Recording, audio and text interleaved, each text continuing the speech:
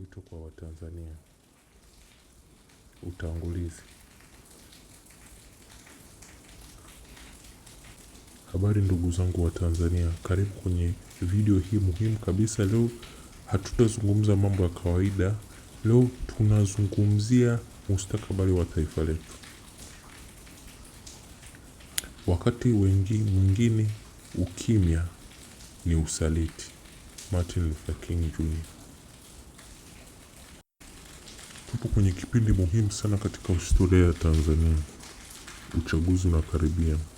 Na huu si wakati wa kunyamaza, ni wakati wa kuwa na ujasiri. Ni wakati wa kusimama na kudai haki zetu. Nini kinaendelea Tanzania? Uhuru wa kutoa maoni upo hatarini. Sauti za pinzani zinazimwa.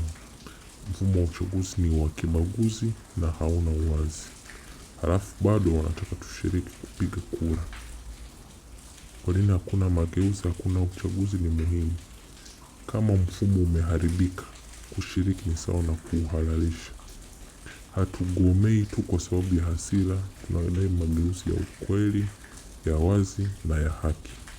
Tume huru ya uchaguzi, haki sawa kwa vyama vyote, uhuru wa vyombo vya habari na ushiriki salama wa wananchi.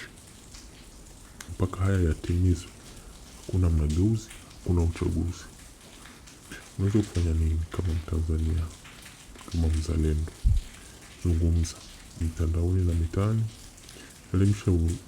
Elimisha wengine, hasa vijana.